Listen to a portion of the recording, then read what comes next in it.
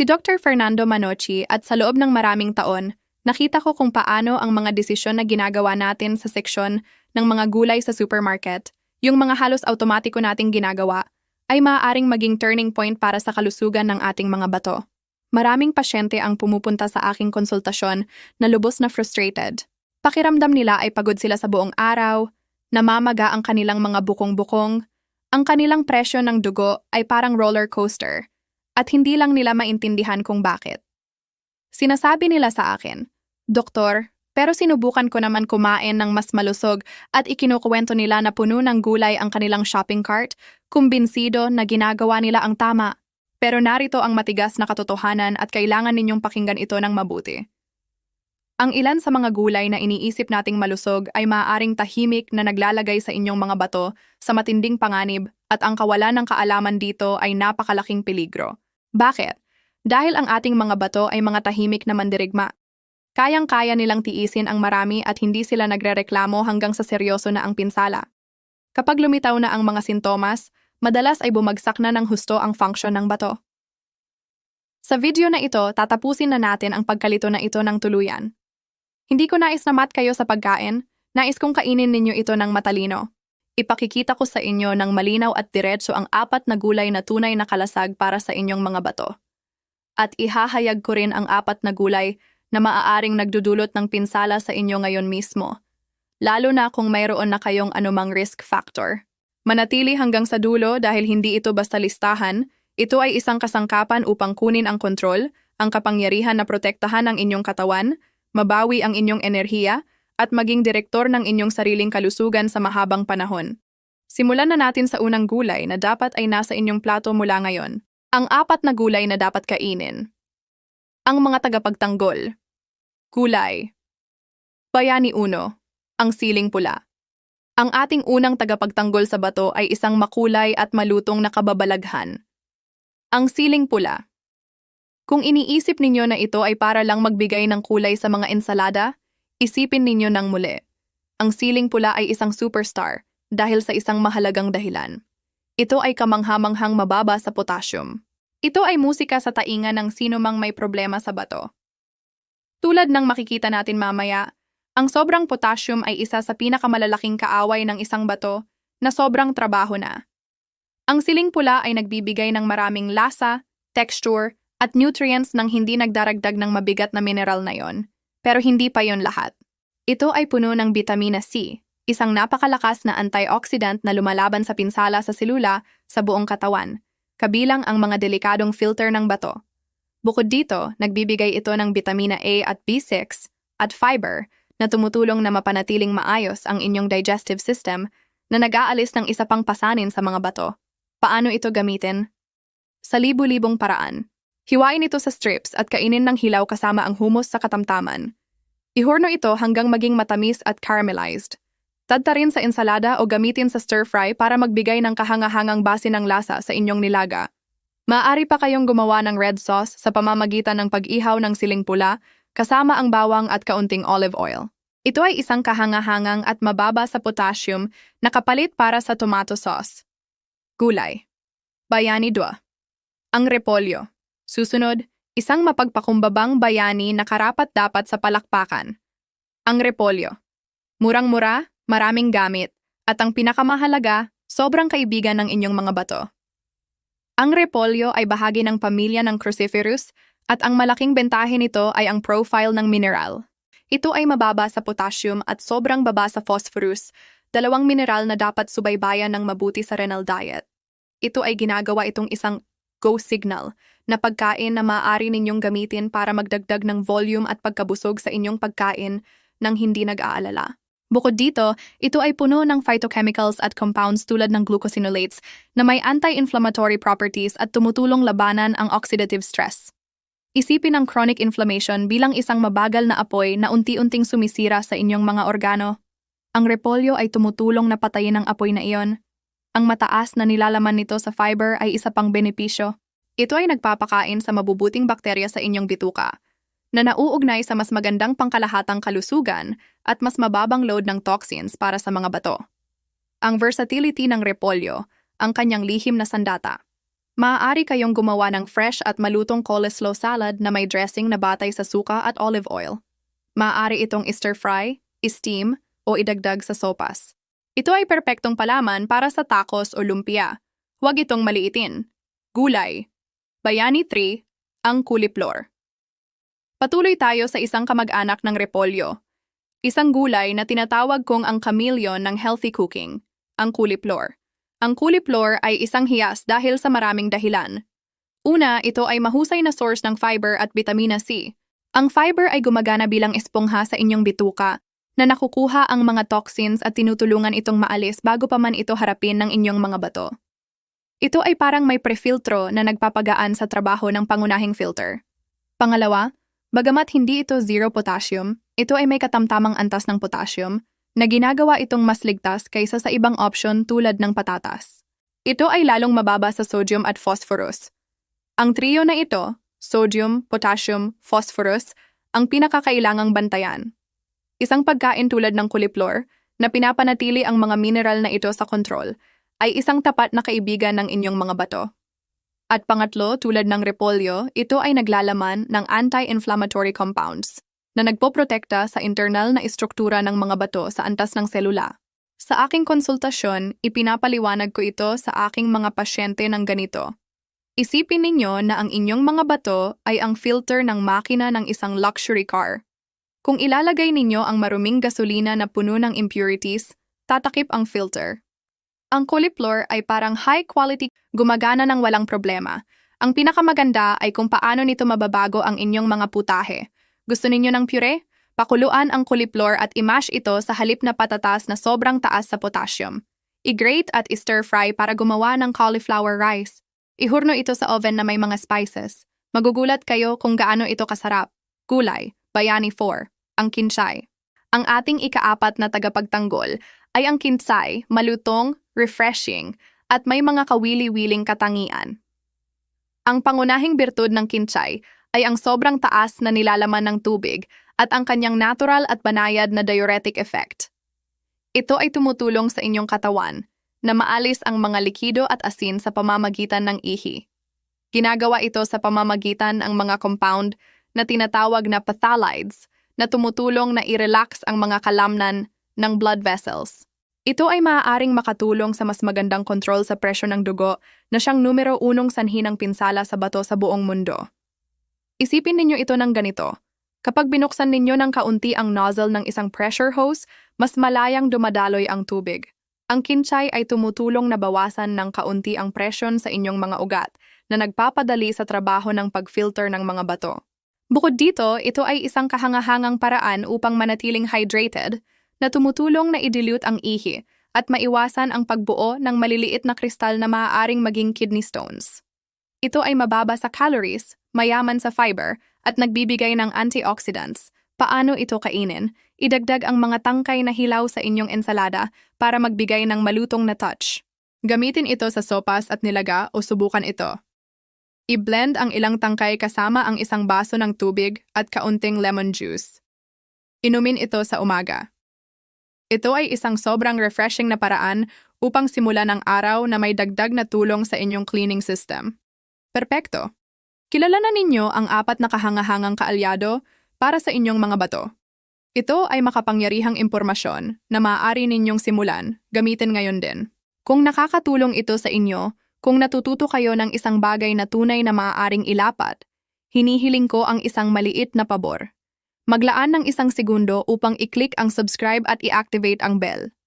Ang aking misyon dito ay bigyan kayo ng malinaw, tapat, at walang paligoy na impormasyon sa kalusugan upang kayo mismo ang humawak ng manibela.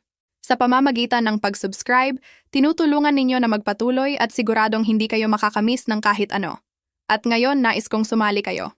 Mag-scroll pababa sa comments at sabihin sa akin kung alin sa 4 na gulay na ito, siling pula, repolyo, cauliflower o kinsay, ay regular ninyong kinakain at alin ang sisimulan ninyong subukan. Gustong-gusto kong basahin ang inyong mga kwento. Ngayon, maghanda kayo dahil pupunta tayo sa pangalawang bahagi na kasing halaga rin. I-unmask natin ang mga gulay na maaaring nakatagong panganib. Ang pagkilala sa inyong mga kaaway ay kasing halaga ng pagkilala sa inyong mga kaibigan. Tuloy tayo. Ang 4 na gulay na dapat iwasan o limitahan ang mga may panganib. Bago simulan ang listahang ito, ang pinakamahalagang linawin sa video. Ang mga gulay na banggitin ko ay hindi masama o lason para sa isang malusog na tao. Sa katunayan, sila ay masustansya. Ang huwag kailanman kainin sa pamagat ay isang paalala para sa isang partikular na grupo ng mga tao, yaong may diagnosed na sakit sa bato, lalo na sa advanced stages, yaong may mataas na panganib dahil sa diabetes or hypertension, o yaong nagbuo ng oxalate kidney stones. Para sa mga taong ito, ang ilang gulay ay problema dahil sa kanilang sobrang taas na potassium at oxalates. Isipin ninyo ito ng ganito, ang inyong mga bato ay isang recycling plant. Kung gumagana ito ng 100%, kayang iproseso ang maraming truck ng basura.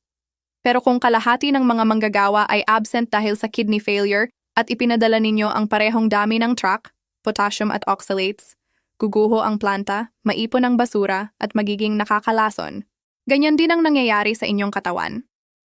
Ang malusog na bato ay inaalis ang sobrang potassium ng walang problema. Ang may sakit na bato ay hindi kaya at naipon ang potassium sa dugo, na maaaring magdulot ng mapanganib na heart arrhythmias. Ang malusog na bato ay namamahala sa oxalates.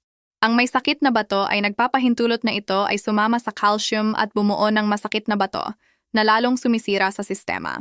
Sa ganoon, malinaw na, tingnan natin sila. Gulay na may panganib 1, ang alugbati. Ang alugbati ay perpektong halimbawa ng sobra sa isang magandang bagay.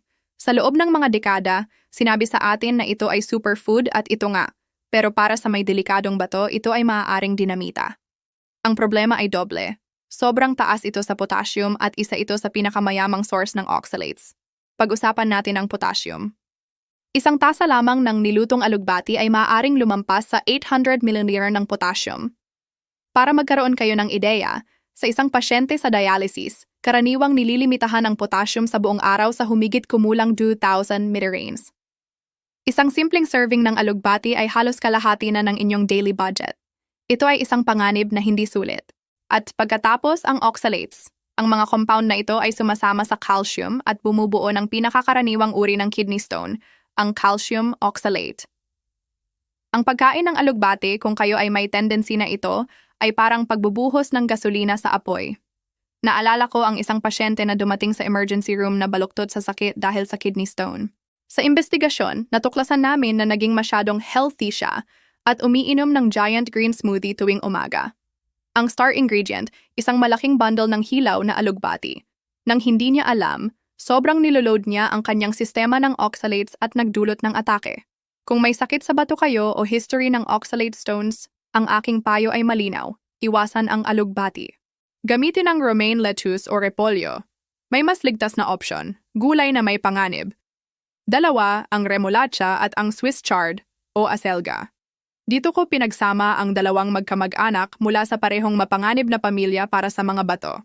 Ang remolacha at ang Swiss chard ay may reputasyon na sobrang malusog, pero mataas ang panganib para sa mahinang bato. Ang dahilan ay pareho sa alugbati, doble na suntok ng potassium at oxalates. Pareho silang sobrang mayaman sa potassium. Isang serving ay maaaring magbigay ng malaking halaga na nag-aambag sa hyperkalemia o mataas na potassium sa dugo. Isang bagay na lubhang mapanganib. At oo, tama ang hula ninyo, sila rin ay nasa top 10 ng mga pagkain na may pinakamaraming oxalates. Kung kayo ay madalas magbuo ng stones, ang remolacha at Swiss chard ay mga gulay na dapat iwasan o limitahan ng husto. Ang Swiss chard sa particular ay mapanlin lang dahil marami ang nakikita ito bilang simpleng berdeng dahon, nang hindi alam na kasing problema ito ng alugbate. Isipin ninyo sila bilang isang malakas na gamot para sa tamang tao, sa tamang dosis ay kahanga-hanga. Pero kung ang inyong mga bato ay nangangailangan ng pahinga, mas mabuting iwan sila sa supermarket. Gulay na may panganib 3, ang kamatis sa malalaking dami at concentrated form. Ito ay masakit, alam ko. Dahil ang kamatis ay base ng maraming lutuin, pero dito ang susi ay nasa mga detalye. Ang malaking problema ng kamatis ay ang potassium. Isang katamtamang sariwang kamatis ay may katamtamang halaga, humigit kumulang 200 mg, at sa isang kontroladong dieta, marahil ay maaaring isama ang isang hiwa sa sandwich. Ang tunay na panganib ay nanggagaling sa concentration. Sino ba ang kumakain ng isang hiwa lamang? Ginagamit natin ito sa sarsa, puree, sopas, juice. Isang tasa ng tomato sauce ay maaaring magpaputok ng potassium sa higit 900 ml. Iyon ay isang potassium bomb para sa renal patient. Nakita ko ang mga pasyente na nagka-problema dahil sa pagkain ng pasta na may homemade at healthy tomato sauce. Ito ay isang sobrang karaniwan at mapanganib na pagkakamali. Ang mga produkto tulad ng ketchup, tomato sauce, or tomato juice ay nagpaparami ng panganib. Ano ang gagawin? Limitahan ng mahigpit ang pagkonsumo ng kamatis, lalo na sa concentrated forms. Tulad ng sinabi ko kanina, gamitin ang inihaw na siling pula upang gumawa ng masarap at ligtas na red sauce base. Ang susi ay hindi ang titi, kundi ang kaalaman. Ang pag-alam nito ay nagbibigay sa inyo ng kapangyarihan na pumili ng matalinong alternatibo.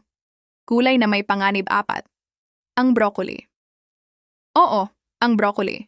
Ito ay magdudulot ng kontrobersya, pero kailangan kong maging tapat. Ang broccoli ay isang sobrang masustansyang pagkain para sa taong may malusog na bato. Pero kung may advanced na sakit sa bato na kayo, kailangan mag-ingat. Ang problema ay hindi ang oxalates, kundi muli ang potassium. Isang tasa lamang ng nilutong broccoli ay maaaring maglaman ng halos 460 ml ng potassium. Hindi ito kasing taas ng alugbate, pero hindi rin mababa. Kaya, bayani ba o kontrabida? Depende sa para kanino. Para sa pangkalahatang populasyon na naghahangad na maiwasan ang problema sa bato, ang broccoli ay kahanga-hanga. Ito ay puno ng antioxidants tulad ng sulforaphane na nagpoprotekta sa mga selula. Kung maayos ang function ng inyong mga bato, sige lang. Pero kung may sakit na sa bato kayo at inilagay ng inyong doktor ang mahigpit na restriction sa potassium, ang broccoli ay papasok sa kategorya ng kainin ng may lubos na pag-iingat at sa napakaliit na portions o direktang iwasan pabor sa mas ligtas na opsyon tulad ng repolyo o cauliflower. Ito ay perpektong halimbawa na walang pagkain na mabuti o masama, kundi angkop na pagkain para sa bawat kondisyon. Mga praktikal na payo para sa pangmatagalang kalusugan ng bato. Kilala na natin ang mga pangunahing gulay, pero ang pagprotekta sa inyong mga bato ay higit pa roon. Ito ay isang estilo ng pamumuhay. Hayaan ninyong bigyan ko kayo ng maintenance manual para sa inyong mga bato sa 5 pangunahing punto. Bantayan ang inyong presyo ng dugo. Ito ang golden rule. Ang hypertension ay ang public enemy number 1 ng inyong mga bato. Ang patuloy na mataas na presyon ay parang paulit-ulit na paghampas ng martilyo sa mga delikadong filter.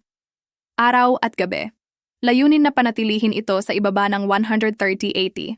Makipag-usap sa inyong doktor, sukatin ang presyon, at kung kailangan ng gamot, inumin ito ng walang palya. Bawasan ng asin, sodium. Ito ay kaugnay ng nakaraang punto. Ang 80% ng asin na kinokonsumo ninyo ay hindi ang inilalagay ninyo sa salt shaker, kundi ang nakatago sa processed foods. Ready-to-heat meals, instant soups, cold cuts, keso, snacks, magluto ng fresh. Gamitin ang bawang, sibuyas, lemon, herbs, at spices.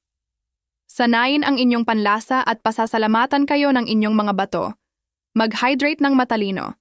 Kailangan ng inyong mga bato ang tubig, pero ang sobra ay hindi laging mas mabuti. Kung may advanced na sakit sa bato kayo, maaaring limitahan ng inyong doktor ang mga likido. Ang susi ay uminom ng purong tubig sa buong araw at iwasan ang sugary drinks at soft drinks na lason para sa mga bato. Sundin palagi ang payo ng inyong doktor tungkol sa dami. Mag-ingat sa mga pain relievers, ang over-the-counter anti-inflammatories tulad ng ibuprofen o naproxen. Kung ininom ng matagal, maaaring magdulot ng kakilakilabot at hindi na maibabalik na pinsala sa bato. Sila ay nakakalason sa bato. Kung may chronic pain kayo, makipag-usap sa inyong doktor upang makahanap ng ligtas na alternatibo. Katamtaman sa protina ng hayop. Ang pagtunaw ng maraming red meat at processed meat ay gumagawa ng malaking dami ng acidic waste na nag-overload sa mga bato. Hindi ninyo kailangang maging vegan, pero balansehin ang inyong plato. Unahin ang dieta na may higit na isda, legumes, at syempre ang mga ligtas na gulay na nabanggit na natin. Konklusyon, ngayon ay nagawa natin ang isang mahalagang paglalakbay. Inilagay natin sa pedestal ang mga bayani ng renal health. Ang siling pula, ang repolyo, ang cauliflower, at ang kinchay. Mga gulay na naglilinis, nagpoprotekta, at nag-aalis ng pamamaga. At inilawan din natin ng may babala ang mga gulay na may panganib. Alugbati, Swiss chard, remolacha, at concentrated kamatis na ipinaliwanag kung bakit ang kanilang potassium o oxalates ay maaaring problema para sa mahinang bato. Kahit inilagay natin sa tamang perspektibo ang isang superfood tulad ng broccoli. Pero ang pinakamahalaga na nais kong dalhin ninyo ay hindi isang listahan ng mga patakaran, kundi isang bagong paraan ng pagtingin sa inyong plato. Ang inyong plato ang pinakamakapangyarihang kasangkapan na mayroon kayo. Sa pamamagitan nito, maaari ninyong itayo ang inyong kalusugan o sirain ito. Ang mga chronic diseases ay hindi lumilitaw ng magdamag. Ito ay niluluto ng mabagal sa pamamagitan ng ating mga araw-araw na desisyon. Pero ang magandang balita ay ang kalusugan ay itinayo ng eksaktong pareho. Sa susunod na punta ninyo sa supermarket, maalala ninyo ito. Malalaman ninyo na sa pagpili ng repolyo para sa ensalada sa halip na alugbati o sa paggawa ng puree ng cauliflower sa halip na patatas, hindi lang kayo nagluluto, nagsasagawa kayo ng preventive medicine. Kayo ay gumagawa ng aktibong desisyon upang protektahan ang dalawang kahangahangang organ na walang tigil na nagtatrabaho para sa inyo. Ang kontrol sa inyong kalusugan ay nagsisimula sa inyong susunod na pagkain. Nasa inyong mga kamay ito. Kung nakatulong sa inyo ang video na ito at nais ninyong patuloy na matuto tungkol sa pag-aalaga sa inyong katawan, iminumungkahi ko na panoorin ninyo ngayon ang aking video tungkol sa pagkain na nag-aayos sa inyong mga bato. Doon ay mas malalim pa nating talakayin ang isa pang mahalagang aspeto. Maaari ninyong i-click ang video na lumilitaw sa inyong screen. Si Dr. Fernando Manocci, salamat sa inyong oras.